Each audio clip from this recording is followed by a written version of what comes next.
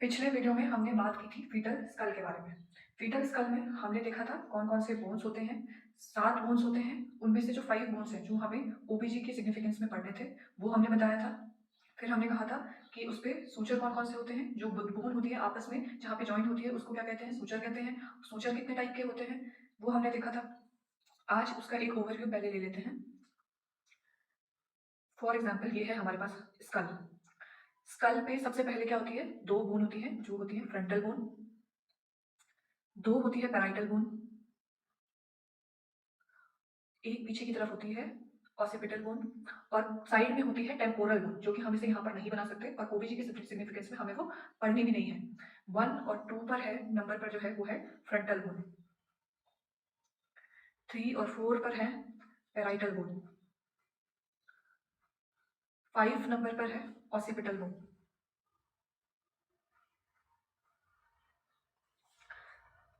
आप यहाँ पर देखेंगे, हमने सूचर की बात की थी, तो सूचर को थोड़ा सा यहाँ पे इस वीडियो में भी समझ लेते हैं। जो फ्रंटल बोन के बीच में जो ये जॉइंट आपको यहाँ पे दिख रहा है, इस जॉइंट को बोलते हैं फ्रंटल सूचर। इसको बोलेंगे फ्रंटल सूचर। मतलब जो 2 पैराइटल बोन के बीच में जो सूचर है वो है फ्रंटल सूचर। इसके बाद 2 पैराइटल बोन के बीच में, यहाँ पे दिख रहा है, 2 पैराइटल बोन के बीच में है सजाइटल सूचर।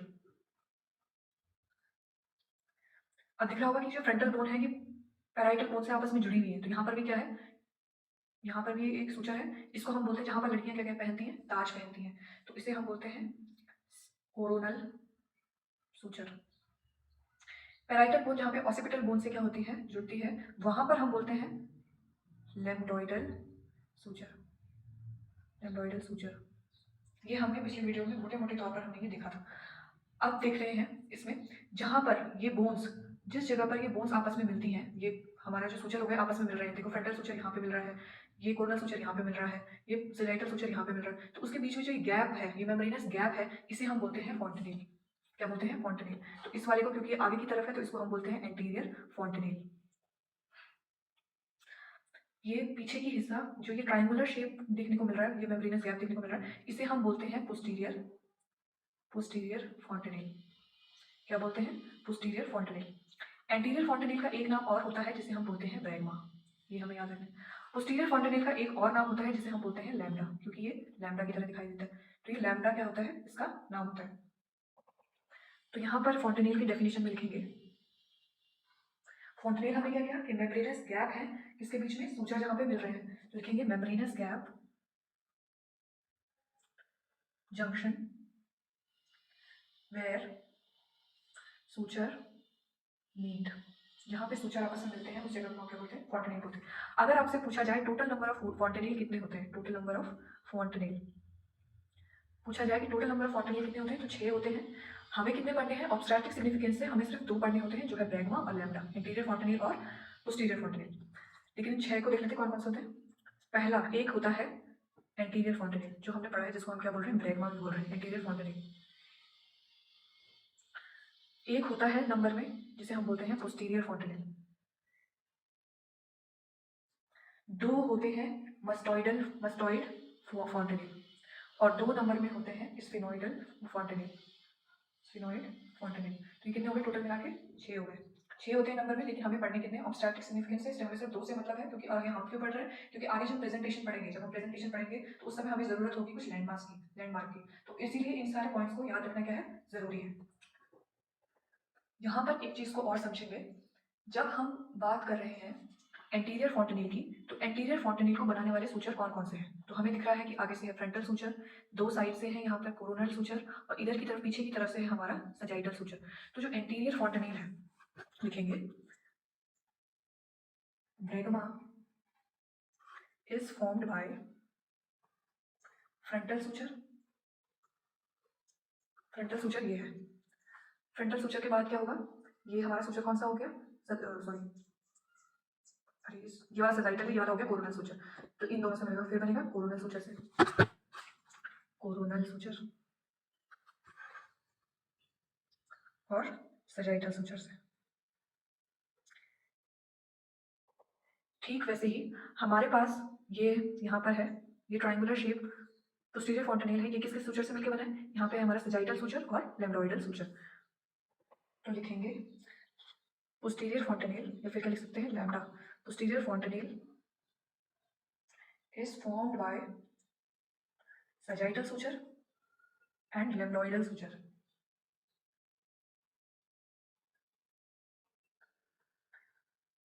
अब कुछ और चीजें देख लेते हैं एंटीरियर फॉन्टेनेल के बारे में। एंटीरियर फॉन्टेनेल का जो शेप होता है वो होता है डायमंड शेप, कुछ इस तरीके का शेप दिख रहा है, तो ये शेप है डायमंड शेप। किस तरीके का होगा? Diamond shape. अब ये फॉन्टेनेल क्लोज कब होता है? तो बेबी डिलीवर होने के बाद 18 महीने में ये जो फॉन्टेनेल होता है ये क्या हो जाता है? बंद हो जाता है। अगर ये 24 महीने तक बंद ना हो तो हम इसे क्या बोलते हैं? डिलेड क्लोजर बोलते हैं। हम अक्सर अपने आम बोलचाल में इस्तेमाल करते हैं कि अभी बच्चे का सर कच्चा है, उसे आराम से पकड़ो, उसे ज़्यादा बेंड मत करो, ज़्यादा प्रेशर के साथ टच मत करो। तो वो इसीलिए बोलते हैं क्योंकि वहाँ पर जो एंटीरियर फॉन्टेनेल होता है वो अभी वहाँ पे प्रेजेंट है, वो अभी ऑसिफाई नहीं हुआ है। वो ऑसिफाई कब होगा? जो मैंने बोला 18 महीने में। बर्थ के बाद 18 महीने लगते हैं एंटीरियर फॉन्टेनेल को क्लोज होने में। फिर जो ये पोस्टीरियर फॉन्टेनेल है, पोस्टीरियर फॉन्टेनेल जो होता है वो होता है ट्रायंगुलर शेप, कुछ इस तरीके का दिख रहा है, या फिर लैम्डा शेप। इसको हम क्या बोलते हैं? या तो ट्रायंगुलर शेप होता है या तो लैम्डा शेप होता है। अब इसमें ये ट्रायंगुलर शेप है और ये बंद कब होता है? जब बर्थ हो जाएगा, बर्थ के 1.5 महीने में ये क्या हो जाता है? बर्थ के बाद 1.5 महीने में ये क्या हो जाता है? क्लोज हो जाता है। मतलब ये पूरा का पूरा क्या हो जाएगा? ऑसिफाई हो जाएगा। एंटीरियर फॉन्टेनेल को, इस एंटीरियर फॉन्टेनेल को जब हम पर वेजाइनल एग्जामिनेशन करते हैं, पर वेजाइनल एग्जामिनेशन करते हुए क्या करना होता है? जब हम प्रेजेंटेशन को फाइंड कर रहे होते हैं, प्रेजेंटेशन का मतलब होता है कि जब बच्चे की डिलीवरी हुई होती है तो कौन सा पार्ट पहले दिखता है, क्राउनिंग में बाहर दिखता है, उसे हम बोलते हैं presenting part. Presentation, vertex presentation है, ब्रो प्रेजेंटेशन है, ये हम पढ़ते हैं। एक और चीज ध्यान रखनी है, एंटीरियर फॉन्टेनेल जो होता है वो नॉर्मली फ्लैट होता है। जब इसको ऊपर से छुएंगे तो ये कैसा दिखेगा? फ्लैट। लेकिन डिहाइड्रेशन की कंडीशन में ये क्या हो जाता है? थोड़ा बहुत अंदर की तरफ धस जाता है। तो जब भी आपको एंटीरियर फॉन्टेनेल संकन दिखे या धसा हुआ दिखे तो उसका मतलब होता है कि वहां पे हो सकता है कि बच्चे को क्या है? डिहाइड्रेशन है। अगर ये बल्ज आउट दिखे तो हो सकता है कि जो बच्चे में है, बच्चा किसमें है? इंक्रीज आईसीपी वाले, इंट्राक्रेनियल प्रेशर वाली कंडीशन में है।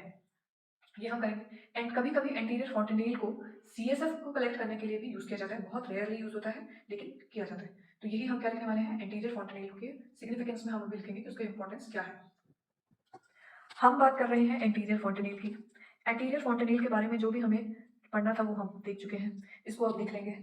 एंटीरियर फॉन्टेनेल जो होता है it is of diamond shape, ये लिखेंगे डायमंड शेप का होता है। दूसरा इसमें पॉइंट लेंगे, it closes after 18 month of delivery. Delivery के 18 महीने बाद ही क्या होता है? क्लोज होता है। इसके बाद इसका इंपॉर्टेंस क्या है, क्या सिग्निफिकेंस है? सिग्निफिकेंट में ये कि हमने कहा था कि पर वेजाइनल एग्जामिनेशन में फील किया जाता है ताकि हम प्रेजेंटेशन पता लगा सकें। लिखेंगे this is failed in per vaginal examination to find out presentation.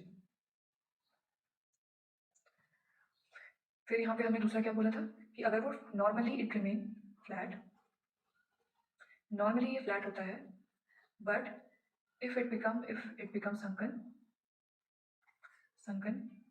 then it is maybe because of dehydration। दूसरा हमने देखा था if it bulge out